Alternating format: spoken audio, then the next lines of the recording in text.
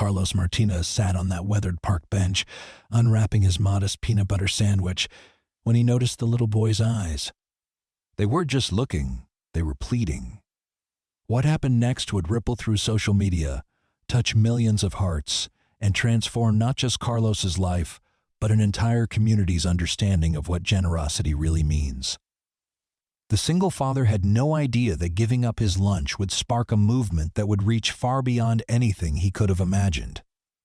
But sometimes, the smallest acts create the biggest waves, and Carlos was about to discover just how powerful one moment of kindness could be. Before we carry on, please hit the subscribe button for more real, emotional, life-changing stories like this, and let me know where you are watching from in the comments. The morning sun cast long shadows across Maple Grove Elementary's playground as Carlos Martinez pulled his battered Honda into the parking lot adjacent to the small neighborhood park.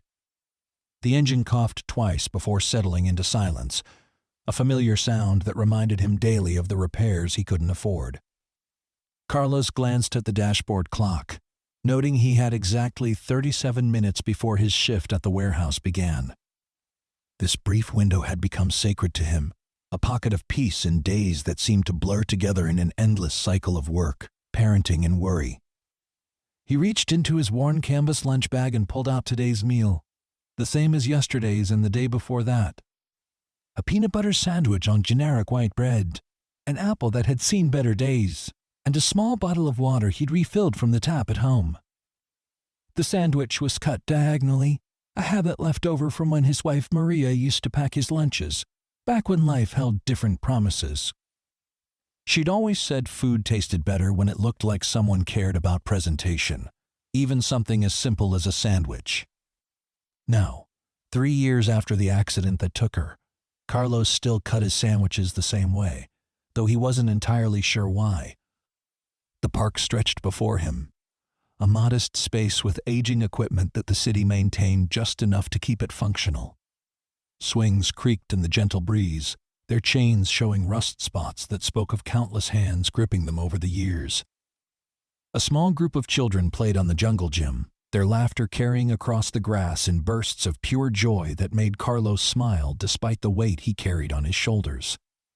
Watching them reminded him of his own daughter Sophia, who would be getting ready for school right now at his mother's house. At 8 years old, she possessed an infectious optimism that Carlos struggled to match some days, though he never let her see his doubts. Carlos unwrapped his sandwich slowly, savoring these few minutes of solitude. The park bench where he sat had become his regular spot, positioned just right to catch the morning sun while offering a clear view of the playground. He'd discovered this routine 6 months ago when his usual breakfast spot, a small diner downtown, had raised their prices beyond his budget. The park was free, peaceful, and gave him time to think before facing another day of loading trucks and moving boxes.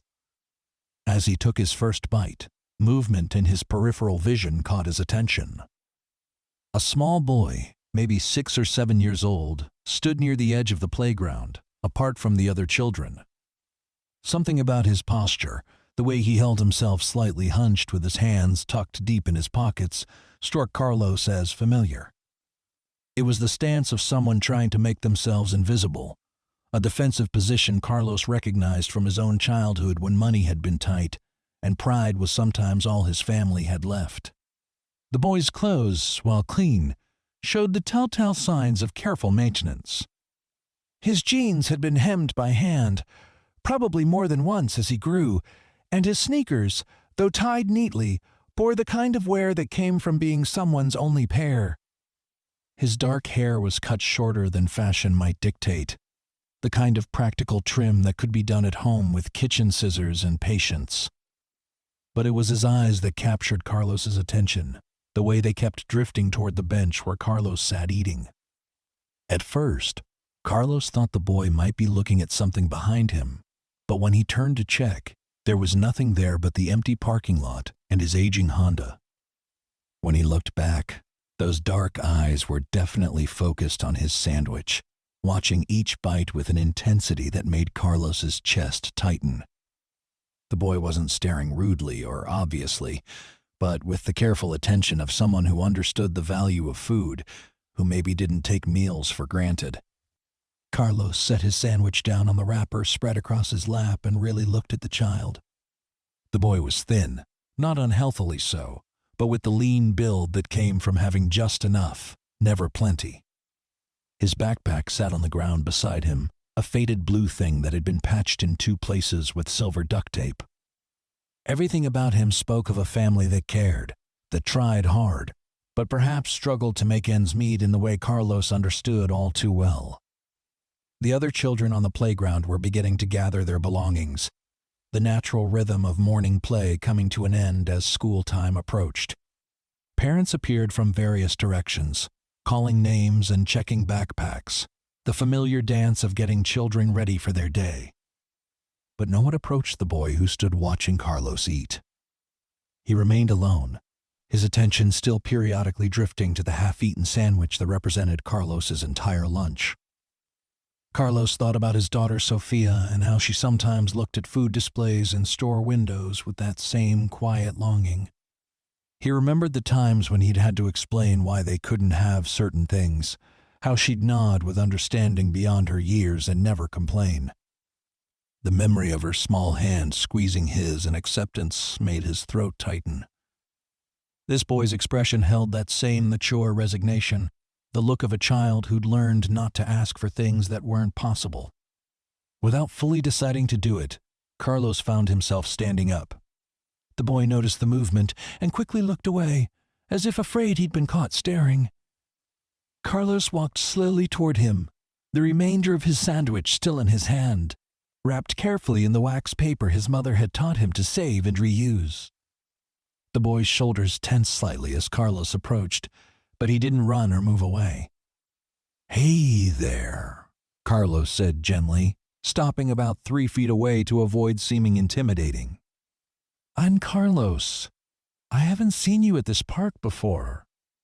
His voice carried the slight accent of someone who'd learned English as a second language but spoke it fluently, with the careful pronunciation of someone who understood that words mattered. The boy looked up briefly, then back at his worn sneakers. "I'm Diego," he said quietly. His voice was soft but clear, polite in the way that suggested good parenting despite difficult circumstances. "My mom drops me off here sometimes before school when she has to go to work early." Carlos nodded, understanding immediately. Early shift work, probably in the service industry, the kind of jobs that started before school did and required childcare solutions that didn't always fit conventional schedules. "That makes sense. My mom used to do the same thing with me when I was about your age." He paused, then held out the remaining half of his sandwich. "I made this sandwich a little too big this morning. Would you like to help me finish it?" Diego's eyes widened, and Carlos could see the internal struggle playing out across his young features. Want battled with pride. Hunger wrestled with the lessons he'd surely been taught about taking things from strangers. "I'm not supposed to take food from people I don't know," he said carefully, though his gaze lingered on the sandwich. "That's a very good rule," Carlos agreed, settling down on the grass beside where Diego stood, so they were more at eye level. "Your mom taught you well, but I have an idea. What if we're not strangers anymore? We know each other's names now, and we're both here at the same park. I could even tell you about my daughter Sophia. She's 8, and she loves coming to parks like this one." Diego considered this logic with the seriousness of a child who'd learned to evaluate situations carefully. "What does she like to do at parks?" "She loves the swings most of all. She says they make her feel like she's flying, like she could swing high enough to touch the clouds." Carlos smiled, remembering the last time he'd pushed Sophia on swings, her delighted squeals echoing across an empty playground on a Sunday afternoon. "She also likes to collect interesting rocks. She has a whole jar full at home, and she can tell you exactly where she found each one." A small smile tugged at the corner of Diego's mouth. "I like rocks too. I found one yesterday that looks like it has gold flecks in it." "That sounds like it might be mica," Carlos said, genuinely interested. Those shiny bits catch the light really well. Sophia would probably trade 3 of her regular rocks for one like that. He held out the sandwich again. So what do you think? Friends can share food, right? Diego looked around the playground, perhaps checking to see if anyone was watching, then back at Carlos's kind face. Something in the man's expression, maybe the genuine warmth in his dark eyes or the patient way he waited without pressuring, seemed to convince him.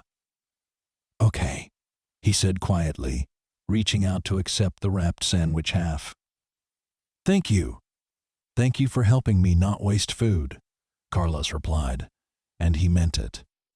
Watching Diego carefully unwrap the sandwich and take his first bite brought Carlos a satisfaction that his own breakfast never had. The boy ate slowly, savoring each bite in a way that spoke of genuine appreciation, not just hunger. They sat together in comfortable silence for a few minutes, Carlos answering Diego's shy questions about his daughter and sharing stories about the different parks they'd visited together. Diego spoke little but listened intently, and Carlos could sense the boy relaxing slightly in his presence. When Diego finished the sandwich, he carefully folded the wax paper and handed it back to Carlos. My mom taught me to always clean up after myself, he explained. Another good lesson, Carlos agreed, accepting the paper. It sounds like your mom is doing a great job teaching you important things. Diego's face brightened with pride. She works really hard. She has 2 jobs, and sometimes she's really tired, but she always helps me with my homework and reads me stories. His expression grew more serious. I try not to make things harder for her. The simple statement hit Carlos like a physical blow.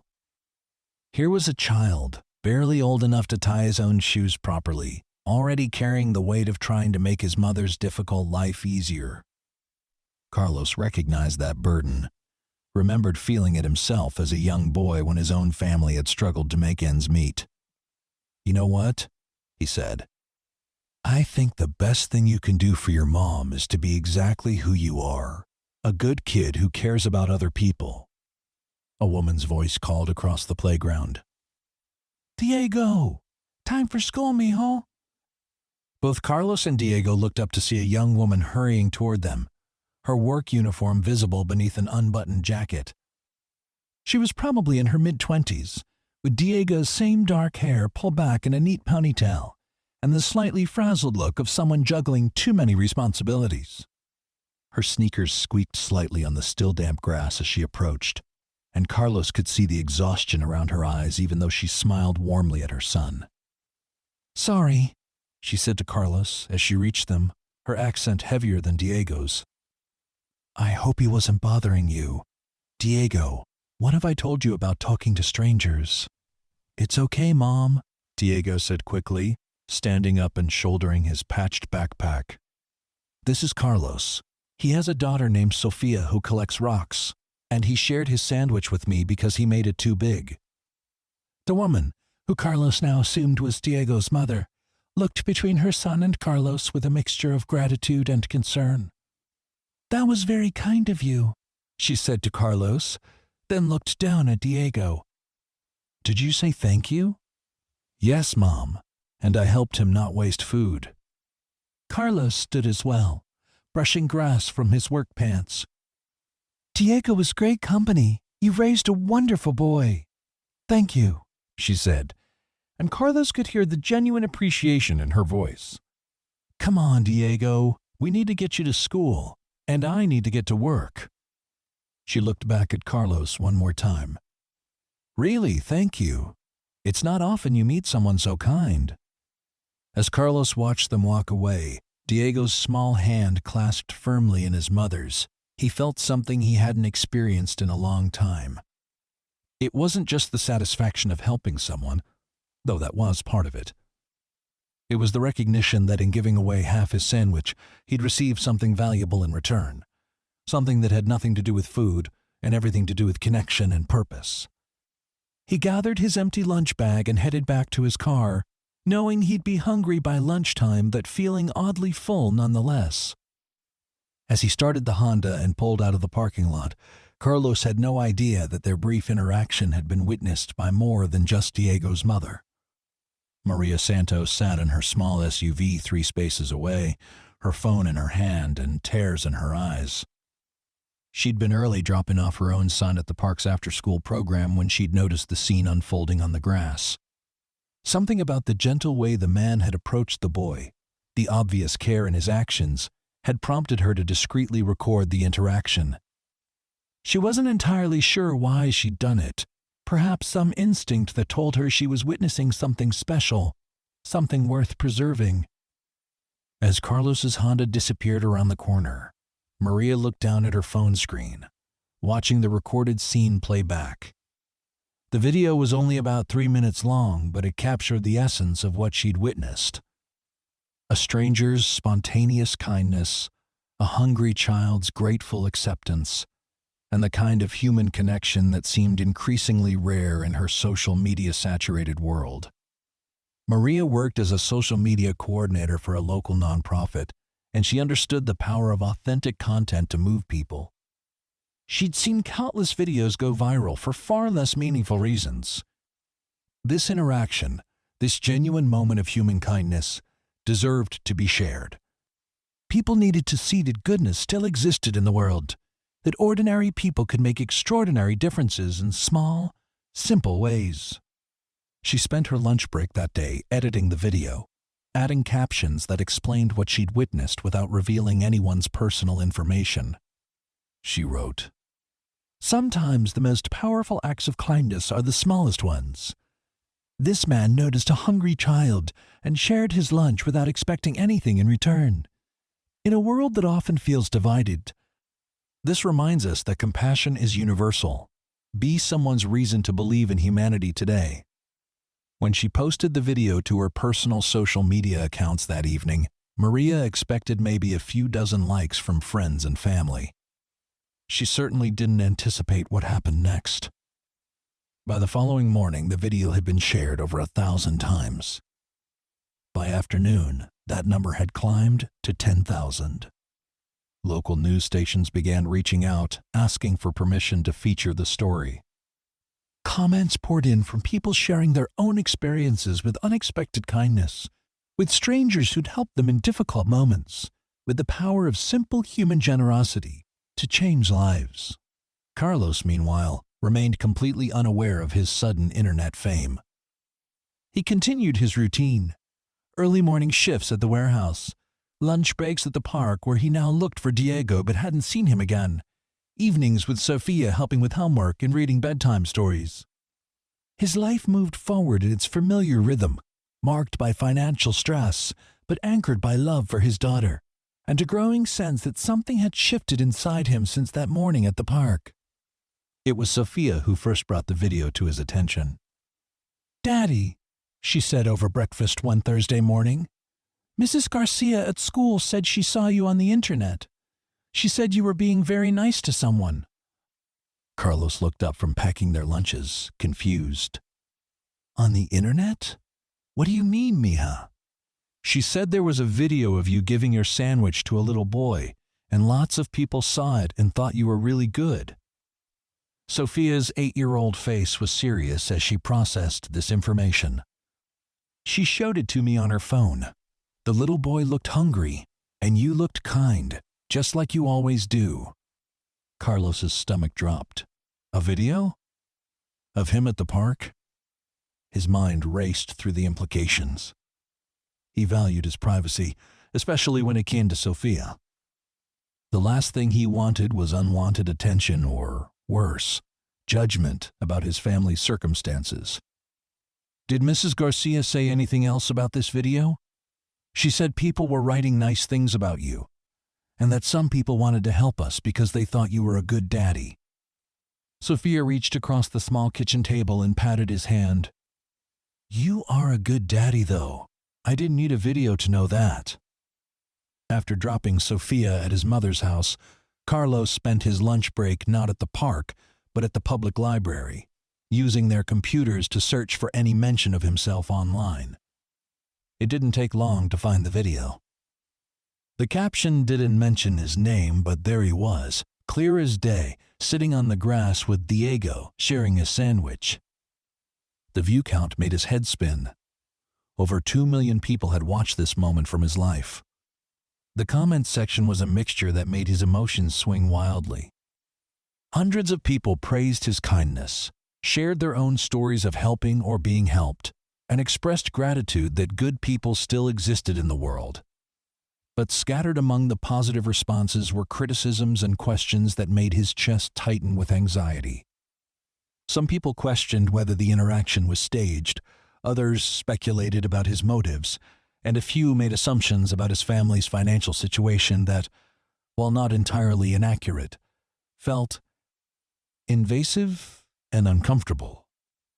More concerning were the comments from people who claimed they were trying to identify him, to find out more about his story. Carlos understood that their intentions might be good, but the thought of strangers investigating his life, potentially discovering where he worked or lived, filled him with protective fear for Sophia's safety and privacy. He was still processing this information when his phone rang. The caller ID showed a number he didn't recognize, but something prompted him to answer. "Is this Carlos Martinez?" The voice was female, professional but warm. "Who's asking?" Carlos replied cautiously. "My name is Jennifer Rodriguez, and I'm a reporter with Channel 7 News. I'm calling about a video that's been circulating on social media, showing you sharing your lunch with a young boy at Maple Grove Park. We'd love to speak with you about that act of kindness." Carlos's grip tightened on the phone. "I'm not interested in being on the news." "I understand your hesitation," Jennifer said quickly. "But I want you to know that the response to this video has been overwhelmingly positive. People are inspired by what you did, and some viewers have been asking how they might be able to help you in return for your generosity." "Help me how?" Carlos asked, despite his better judgment. "Well, that's part of what we'd like to discuss. There's been some talk about starting a fundraiser. People wanting to get back to someone who clearly has such a big heart. But we'd need your permission and cooperation to make sure any donations went to the right person and for the right reasons." Carlos felt overwhelmed. The idea of strangers wanting to give him money felt both humbling and deeply uncomfortable. He'd shared his sandwich because it was the right thing to do, not because he expected anything in return. "I appreciate the thought, but I don't need charity. I was just helping a kid who looked hungry." "I understand," Jennifer said. "And that attitude is exactly why people are so moved by your story. But sometimes accepting help isn't about charity. It's about letting kindness flow in both directions. Would you at least consider meeting with me to discuss the possibilities? No commitments, no cameras until you're ready. Just a conversation."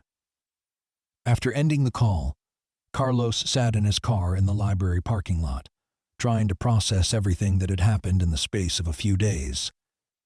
His simple act of sharing lunch had somehow transformed into a viral sensation that was generating offers of help he'd never asked for. Part of him wanted to ignore it all, to wait for the internet's attention to move on to something else, as it inevitably would. But another part of him, the part that lay awake at night worrying about bills and Sophia's future, wondered if this unexpected opportunity might be something he couldn't afford to dismiss. That evening, after Sophia was asleep, Carlos called his mother to ask for advice. Elena Martinez had raised 3 children largely on her own after Carlos's father died young, and her wisdom had guided him through every major decision of his adult life. "Mijo," she said after he'd explained the situation, "do you remember what I used to tell you about gifts? That they come in many forms, and sometimes the hardest part is learning to receive them gracefully." "Exactly. You shared your food with a hungry child because your heart told you it was right. Now the universe is trying to share something with you. Maybe the question isn't whether you deserve it, but whether you're brave enough to accept it and see where it leads." The next morning, Carlos called Jennifer Rodriguez back and agreed to meet with her, but only after laying out strict conditions about Sophia's privacy and his own need to maintain some control over how his story was told. They met at a small coffee shop downtown, and Carlos found himself surprisingly comfortable talking to the young reporter who seemed genuinely interested in the human element of the story rather than just the viral nature of the video. What I keep hearing from people, Jennifer explained, is that your video reminded them that small acts of kindness matter. In a time when the news is often dominated by conflict and division, people are hungry for examples of basic human decency. You've given them that. I just gave a kid half my sandwich, Carlos said, still struggling to understand the magnitude of the response. You saw a need and met it without hesitation, without expecting anything in return. That's not as common as it should be. Jennifer leaned forward slightly. Here's what's happened since the video went viral. A woman named Patricia Kim, she's a teacher in Seattle, started a GoFundMe campaign called Lunch Heroes. She was inspired by your story and wanted to create a way for people to support individuals who demonstrate everyday kindness. Carlos shifted uncomfortably in his chair. I don't know how I feel about people I've never met raising money for me. I understand that discomfort, but Patricia has been very careful about how she's handling this. The fundraiser isn't specifically about you. It's about supporting people who demonstrate the kind of community spirit you showed. You would be the first recipient, but the goal is to create an ongoing program that recognizes and assists everyday heroes. Jennifer pulled out her phone and showed Carlos the fundraiser page. The description read, Lunch Heroes celebrates individuals who demonstrate extraordinary kindness in ordinary moments. Our first hero is a single father who shared his lunch with a hungry child. Expecting nothing in return? Let's show him that kindness creates more kindness, and that communities take care of people who take care of others. The fundraising goal was set at $5,000, an amount that would allow Carlos to pay off some debts and perhaps buy a more reliable car. But as Carlos looked at the screen, he saw that donations had already exceeded $15,000, with contributions ranging from $5 to several hundred, each accompanied by messages of support and gratitude. People want to help, Jennifer said softly. They want to believe that being good to each other matters, and your story gives them a way to act on that belief. Carlos read through some of the comments attached to donations. A teacher from Ohio had contributed $50, writing, This man reminded me why I got into education, to help kids who need it most. A grandmother from Texas donated $20 with the message, My grandson is the same age as that little boy. Thank you for being the kind of person who notices when children need help. One donation of $200 came with a longer note. I was that hungry kid once. A stranger's kindness kept me going during a difficult time in my family's life. I never got to thank that person, but I can thank you and pay it forward. There's more, Jennifer continued. A local business owner, Mike Chen, owns several food trucks around the city. He saw your video and reached out to me because he wants to offer you a business opportunity. He's looking for someone to manage a new food truck that would serve affordable meals in underserved neighborhoods. He said something about your video convinced him you understand the importance of making sure everyone has access to good food. Carlos felt dizzy. In the space of a week, his life had gone from struggling single father to viral sensation to potential business owner. It was too much to process all at once. This is all happening so fast. I need time to think. Of course, Jennifer agreed. But Carlos, can I ask you something? When you saw that little boy looking at your sandwich, did you think about it for a long time before deciding to share? No, Carlos admitted. I just did what felt right. Maybe this is the same thing. Maybe sometimes the right path reveals itself not through careful planning, but through trusting the feeling that tells you when something is worth pursuing. That night, Carlos lay awake staring at the ceiling of his small apartment, listening to Sophia's peaceful breathing from the next room.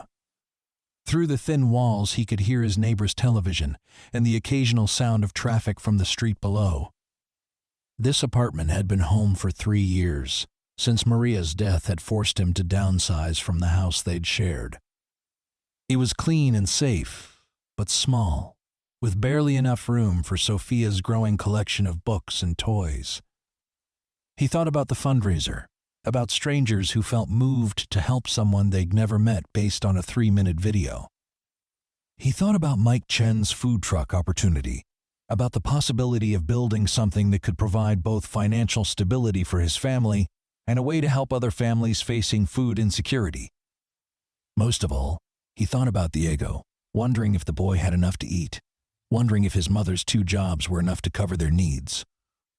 The next morning, Carlos made his decision. He called Jennifer Rodriguez and told her he was ready to accept the fundraiser donations, but with conditions. He wanted to meet Patricia Kim, the teacher who had started the campaign, to understand her vision for Lunch Heroes. He wanted to structure the program so that future recipients would be nominated by their communities, rather than going viral by accident. And he wanted to use a portion of any money he received to ensure that kids like Diego had access to free meals. "I think that sounds perfect," Jennifer said. "Patricia actually flew in from Seattle yesterday because she wanted to meet you in person. And Mike Chen is free this afternoon if you'd like to see the food truck and discuss the business opportunity." 3 hours later, Carlos stood in front of a gleaming white food truck parked in the lot behind Mike's main restaurant. The vehicle was larger than he'd expected, with a full kitchen setup inside and serving windows on both sides. Mike, an energetic man in his 40s with calloused hands and an easy smile, walked him through every detail of the operation. The previous operator had to relocate for family reasons, Mike explained. "But this truck has a great reputation for quality food at fair prices. I've been looking for the right person to take it over. Someone who understands that food is about more than just making money. It's about nourishing community." Carlos ran his hand along the stainless steel prep counter, imagining himself working in this space, serving meals to families who might be stretching their budgets to afford a good lunch. "What kind of food does it serve?" "That would be partly up to you." The previous menu was focused on fresh, healthy options. Lots of grilled items, homemade soups, that sort of thing. But I believe the operator should have input into what they're serving. What kind of food do you think your community needs? Carlos thought about his own packed lunches, about Diego's hungry eyes, about the families he'd grown up with who had to choose between quality and affordability. Food that's good for you but doesn't cost so much that you have to choose between eating well and paying rent. And maybe, on certain days, some free meals for kids who need them. Mike's smile widened. I had a feeling he'd say something like that. Here's what I'm thinking. The fundraiser money could serve as your initial investment, covering the first few months of operating costs and inventory. After that, the truck should generate enough income to sustain itself and provide you with a good living. But more than that, it could be a platform for the kind of community service you seem passionate about. They spent the next 2 hours going over financial projections, discussing locations, and planning a menu that would balance affordability with quality. By the time they finished, Carlos felt something he hadn't experienced in years. Excitement about the future. Not just hope that things might get better, but genuine anticipation for building something meaningful. That evening, he sat down with Sophia to explain everything that had been happening. At 8 years old, she couldn't fully grasp the complexities of viral videos and fundraising campaigns, but she understood the essential truth. Her father's kindness had created opportunities that could improve their lives and help other people at the same time. So, you're going to have a food truck like the one we saw at the fair last summer? She asked, her eyes bright with interest. If everything works out, yes. And maybe sometimes we can give free food to kids who don't have enough to eat, like the little boy I met at the park. Sophia considered this seriously. Will I be able to help? If you want to. But you'll still need to focus on school first. I know. But helping people is important too, right? That's what you always tell me. Carlos pulled his daughter into a hug, marveling at her generous spirit and wondering how he'd been blessed with such a wise, caring child. Yes, mija. Helping people is very important. And sometimes, when we help others, good things happen to us too. The fundraiser officially closed a week later at just over $32,000, far exceeding everyone's expectations. Patricia Kim flew back to town for a small ceremony at the park where Carlos had first met Diego. Attended by local news crews and about 50 community members who had heard the story and wanted to show their support. Carlos felt awkward being the center of attention. But Patricia's genuine enthusiasm for the Lunch Heroes program helped him understand that this was about more than just him. We've already received nominations for 3 other potential recipients, she told the gathered crowd. A teacher who spends her own money on supplies for students, a mechanic who fixes cars for free for single mothers, and a teenager who organizes food drives in his neighborhood. Carlos showed us that heroism doesn't require superpowers, just super compassion. Mike Chen was there too, with keys to the food truck and a contract that made Carlos a partner in the business rather than just an employee. I've seen too many good people struggle while trying to do right by their communities, Mike said during his brief speech. This partnership is about changing that pattern, showing that doing good and doing well don't have to be mutually exclusive. But the moment that meant the most to Carlos came near the end of the ceremony, when he spotted a familiar figure at the edge of the crowd. Diego stood next to his mother, both of them listening to the speeches with expressions of amazement. When Carlos approached them, Diego's mother looked embarrassed. "I hope it's okay that we came," she said. "When I heard on the news that this was all because of what you did for Diego, I wanted him to see what happened. To understand that kindness really does matter." Diego looked up at Carlos with the same serious expression he'd worn that first morning. "Did you really get a food truck because you shared your sandwich with me?" Carlos knelt down to Diego's eye level.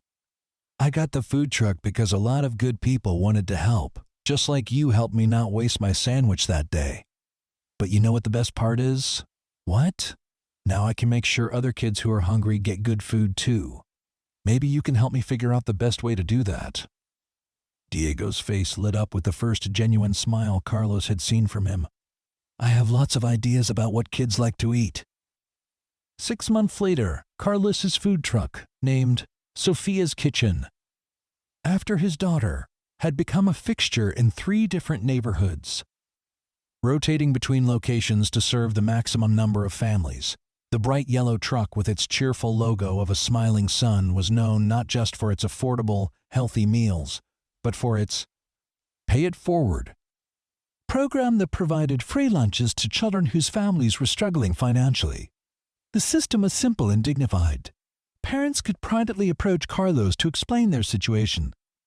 And he would provide their children with a special card that looked identical to the regular purchase cards but drew from the fund maintained by community donations and a portion of truck's profits. No child was ever singled out or made to feel different because they weren't paying for their meal.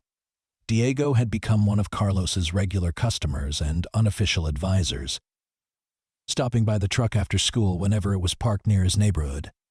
His mother had found better paying work as a medical assistant, partly thanks to connections she'd made through the network of families who frequented the truck.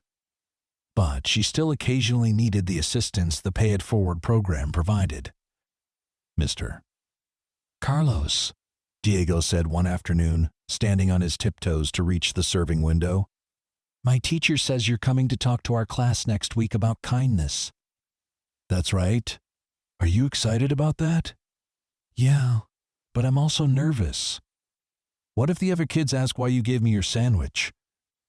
What if they think I was begging or something?" Carlos set down the sandwich he was preparing and gave Diego his full attention.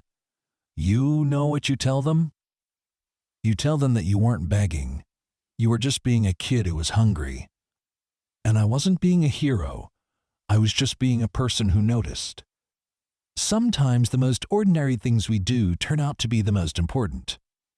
But what if they don't understand? Carlos smiled, remembering his own 8-year-old daughter asking similar questions about fairness and kindness. Then you help them understand by being the same kind of person you were that day. Someone who says thank you. Someone who cares about other people. Someone who remembers that we all need help sometimes.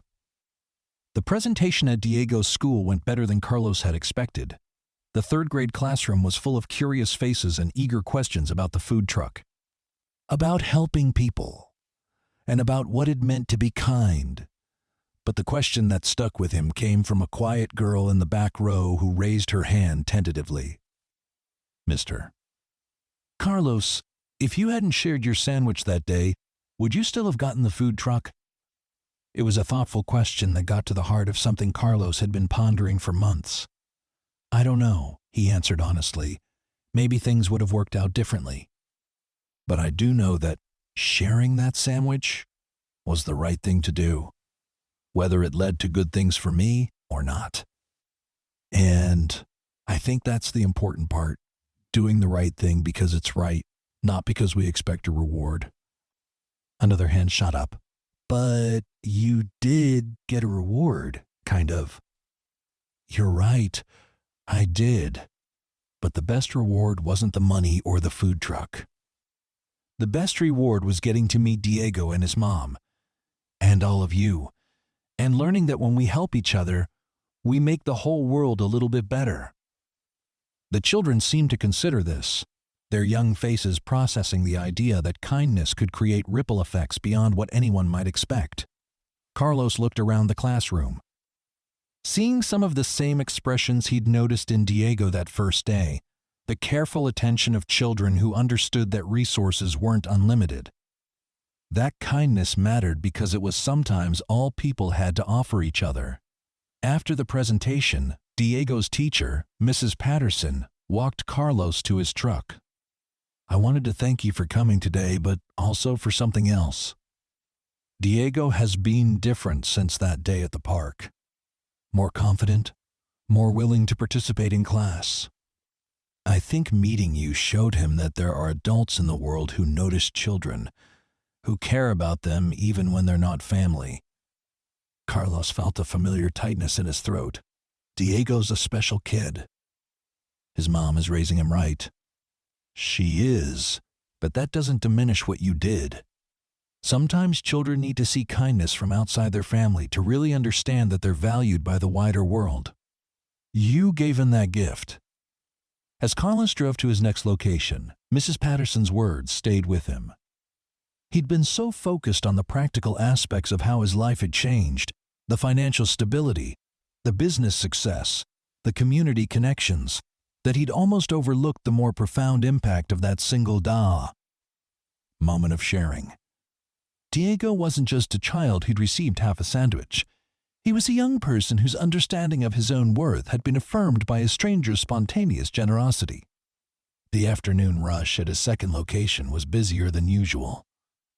The truck was parked outside a community center in a neighborhood where many families struggled to balance work schedules with childcare, where after-school programs served children whose parents wouldn't be home until evening. Carlos had gotten to know many of the regulars, families who appreciated both the affordable prices and the consistent quality of the food. Mrs. Chen, an elderly woman who helped run the community center, approached the truck during a brief lull between customers. Carlos, I wanted to talk to you about something. We're planning a community appreciation dinner next month, and we'd like to honor you for everything you've done for families in this neighborhood.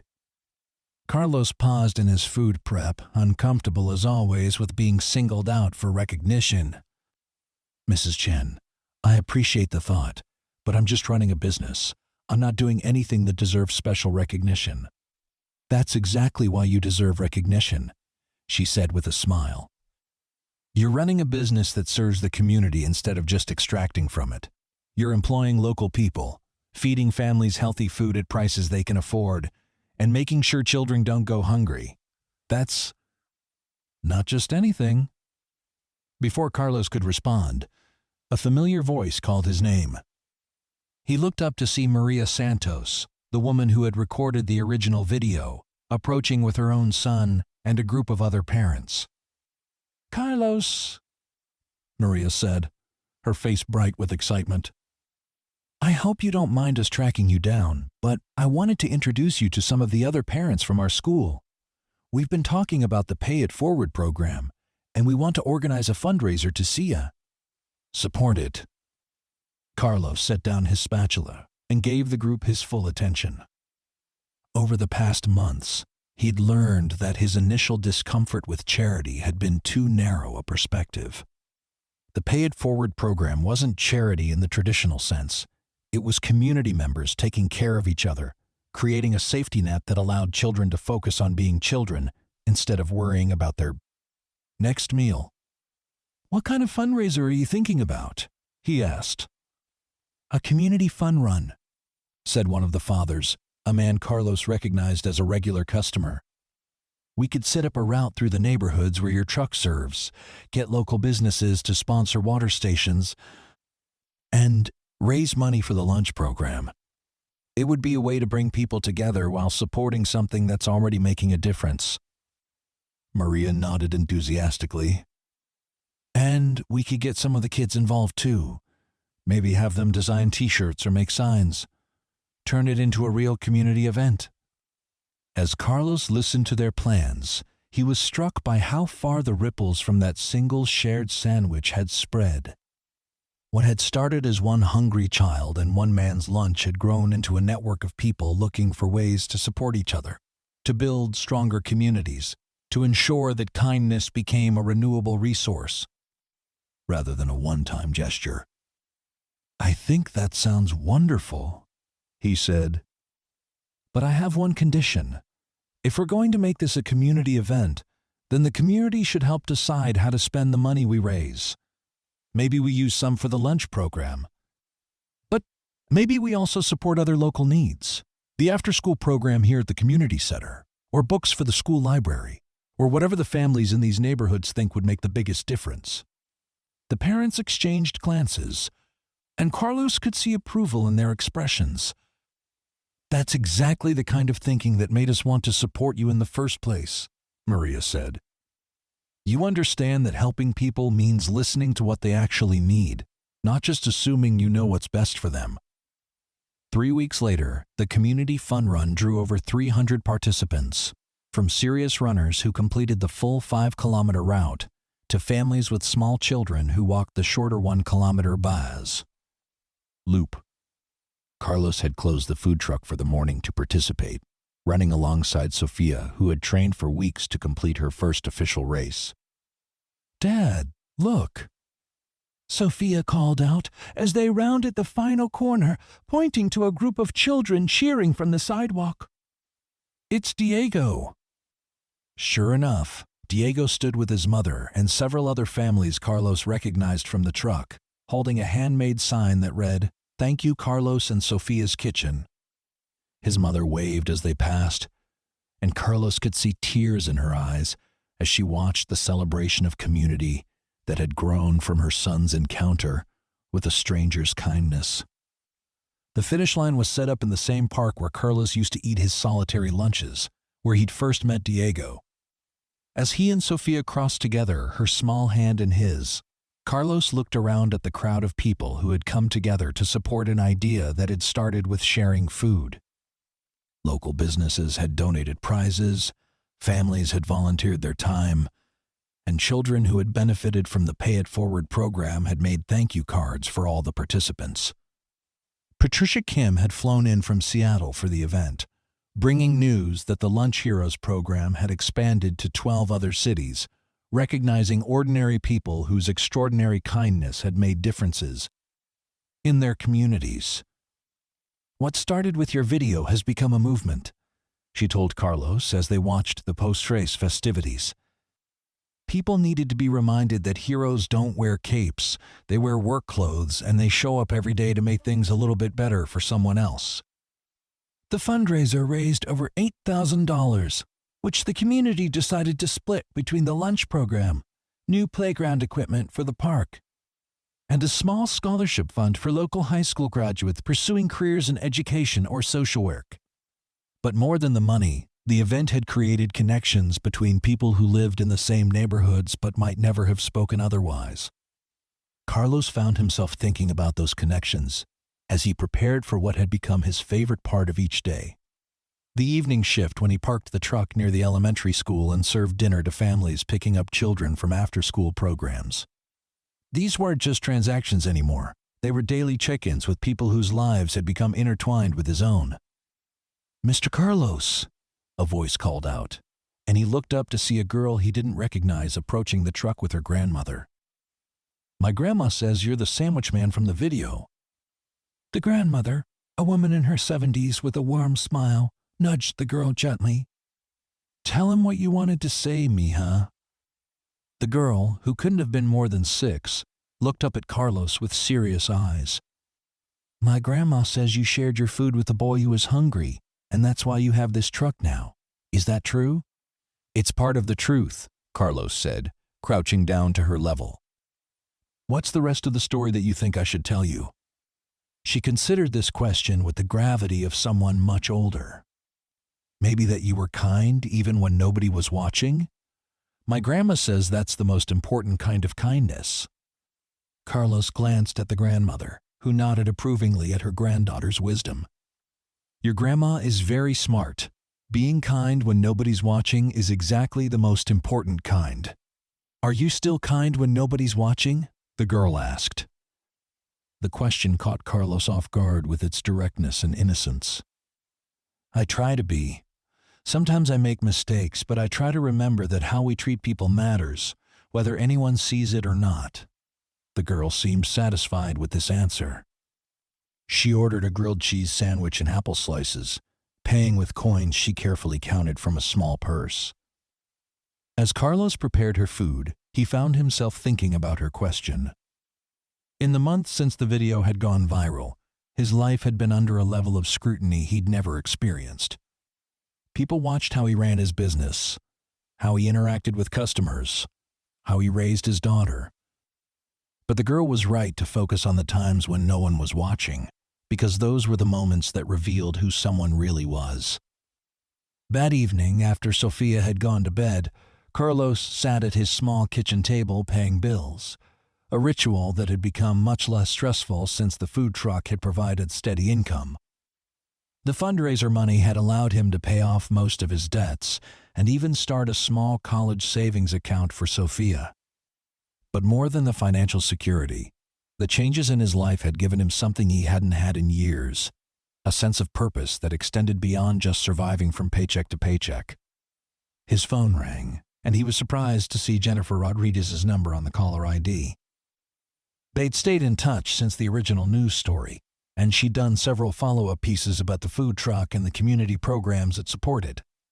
"Carlos, I hope I'm not calling too late," Jennifer said. "I have some news that I wanted to share with you personally before it becomes public." "What kind of news?" "The story about you and Diego has been nominated for a regional journalism award, but more than that, a production company in Los Angeles wants to option the rights to turn it into a documentary film. They're interested in exploring how social media can amplify real kindness instead of just manufactured drama." Carlos felt his stomach clench with familiar anxiety about privacy and exposure. "I don't know, Jennifer. Sofia and I have gotten comfortable with the local attention, but a documentary feels like something much bigger." "I understand your concerns, and I want you to know that any decision would be completely up to you. But I also wanted you to hear their vision for the project. They don't want to focus just on your story. They want to explore the broader phenomenon of how genuine human connection can spread through digital platforms when people choose to share positive content instead of negative." "What would that mean practically?" "They'd want to interview you. Sofia, if you're comfortable with that. Diego and his mother, if they agree. And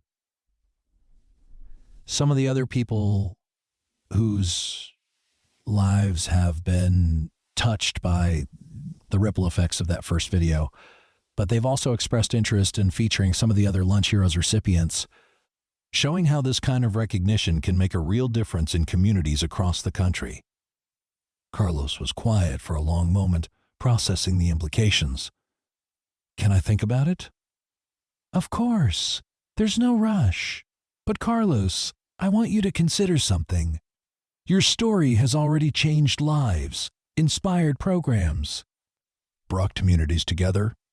A documentary could extend that impact even further, maybe inspire other communities to create their own support systems for everyday heroes.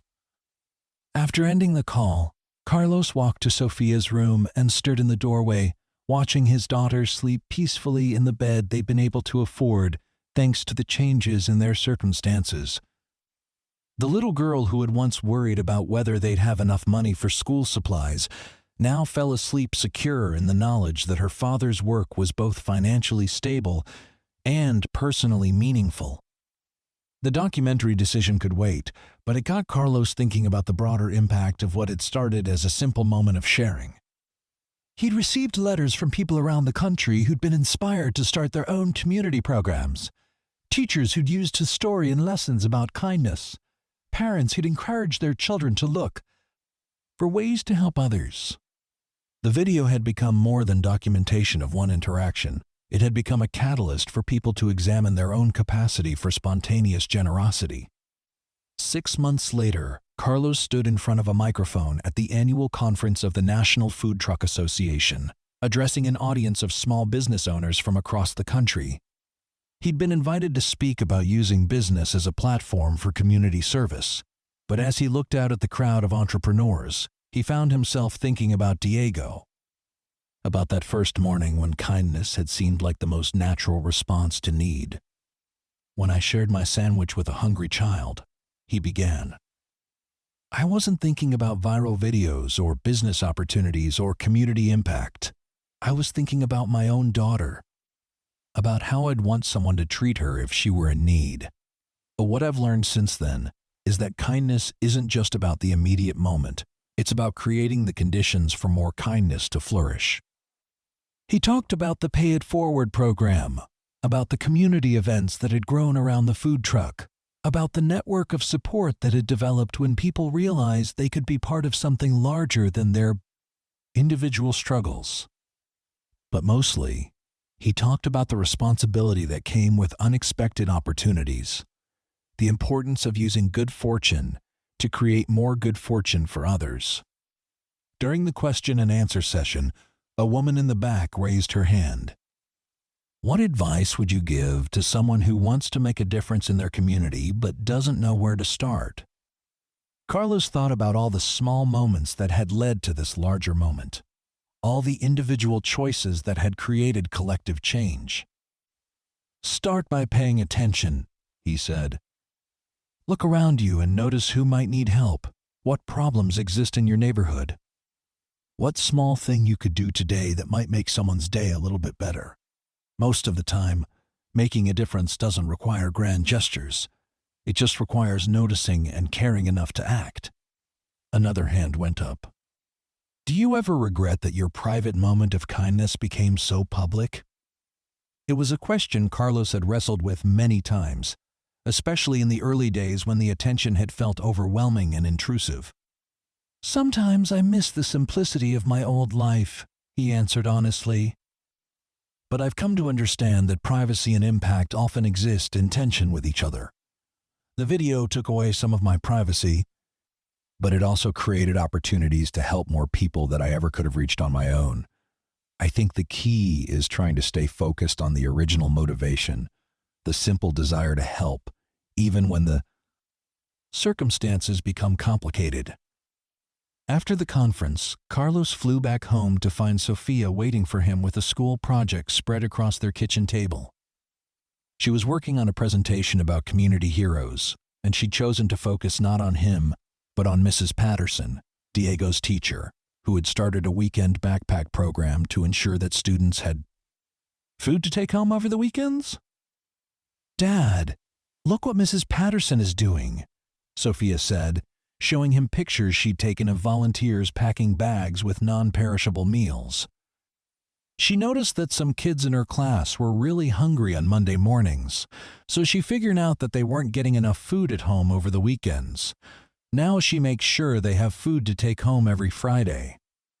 Carlos studied the photos, seeing the same attention to dignity that he tried to maintain with his Pay It Forward program. The backpacks looked like regular school supplies, nothing that would single out or embarrass the children who needed them. "This is wonderful, mija. What made you choose Mrs. Patterson instead of writing about someone more famous?" "Because she's doing the same thing you did. She's noticing when people need help and figuring out how to help them. But nobody made a video about her, so fewer people know about it. I think that's not fair." Sophia's observation struck Carlos as particularly insightful. For every act of kindness that got recorded and shared, there were countless others that happened without witnesses, without recognition, without viral fame. The people performing those unrecorded acts of service were no less heroic than those who accidentally found themselves in the spotlight. "You know what?" Carlos said. "Maybe we should talk to Jennifer Rodriguez about doing a story on Mrs. Patterson's program. And maybe we could use some of the money from the community fundraiser to help her buy more backpacks and food." Sophia's face lit up. "Really? We could do that? We could definitely do that. In fact, maybe we should start keeping a list of people in our community who are doing good things that don't get enough attention. Then we can figure out ways to support them." That conversation led to what became the Quiet Heroes program, a monthly initiative where Sophia's Kitchen partnered with local media and community organizations to recognize and support individuals. Service to others flew under the radar. Mrs. Patterson became the first recipient, but she was followed by a high school student who tutored younger children for free, a retiree who drove elderly neighbors to medical appointments, and a group of teenagers who organized regular cleanup efforts at the local park. Each recognition came with a small financial contribution to support their work, but more importantly, it came with community acknowledgement of their efforts and often led to other people volunteering to help with their brass projects. The program became another way of creating ripple effects, of turning individual kindness into collective action. Diego, now a year older and more confident, became one of Sophia's regular helpers with the Quiet Heroes research. His natural shyness had evolved into careful observation skills, and he had a talent for noticing adults who went out of their way to help children feel valued and supported. "Mr. Carlos," he said one afternoon as he helped Sophia sort through nomination forms, "do you think people are more kind now than they were before the video?" It was a profound question from an 8-year-old, and Carlos considered it carefully. "I don't think people are more kind than they were before. I think the video reminded people that kindness matters, and it gave them ways to express kindness they were already feeling. Sometimes people want to help others, but they don't know how, or they don't think their help would make a difference. So the video was like instructions for being kind? In a way, yes. It showed people that small actions can have big impacts, and that communities can work together to support the people who are already working to make things better." Sophia looked up from the form she was organizing. "Dad, do you think there will always be people who need help?" "Probably, mija. But I also think there will always be people who want to help. The trick is connecting the people who need help with the people who can provide it, and making sure everyone feels valued in the process." 2 years after the original video, Carlos received a call that brought his story full circle in a way he never could have anticipated. Diego's mother called to tell him that she'd been accepted into a nursing program at the local community college with financial assistance from a scholarship fund that had been established by Patricia Kim's Lunch Heroes Foundation. "I wanted you to know," she said, "because this opportunity exists because of what you did for Diego that day. The scholarship is specifically for parents who demonstrate resilience in difficult circumstances and who want to pursue careers in helping all professions." Carlos felt tears in his eyes as he absorbed this news. Congratulations. Diego must be so proud of you. He is, but he's also worried about how we'll manage while I'm in school. I'll have to cut back my work hours and money will be tight again. What if it doesn't have to? B? Carlos found himself asking. What if Sophia's kitchen could provide a part-time job that works around your school schedule? I have been thinking about expanding to include catering for community events, and I could use someone with your organizational skills to help coordinate that side of the business. The silence on the other end of the line stretched long enough that Carlos worried the call had been dropped. Finally, Diego's mother spoke, her voice thick with emotion. You would do that? You would hire me? I would be lucky to have you as part of the team. You're already part of the family that's grown around this truck. This would just make it official. 6 months later, Carlos stood with Sofia, Diego, and his mother at the community college graduation ceremony, watching as she received her associate degree in nursing. The woman who had once struggled to balance 2 jobs while raising her son alone was now preparing to start a career that would provide both financial stability and personal fulfillment, working in a profession dedicated to caring for others. Mr. Carlos, Diego said as they walked to the car after the ceremony, my mom says that good things keep happening to our family because you shared your sandwich with me. Is that really why? Carlos thought about all the connections and opportunities that had flowed from that single moment. All the ways that one act of generosity had created conditions for more generosity, more opportunities, more connections between people who might otherwise have remained strangers. I think good things keep happening because people like your mom work hard and care about others. And because communities are full of people who want to help when they know how. The sandwich was just the beginning.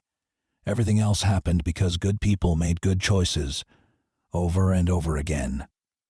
As they drove home, Carlos reflected on how profoundly his understanding of heroism had evolved. He'd started as someone who just wanted to feed a hungry child, but he'd learned that real heroism wasn't about single dramatic gestures. It was about creating systems and communities that made it easier for people to help each other consistently over time. The food truck still served lunch in 3 neighborhoods. The Pay It Forward program still ensured that no child went hungry, and the Quiet Heroes program still recognized people whose service often went unnoticed. But more than any specific program, Carlos had learned that the most important thing he could do was pay attention.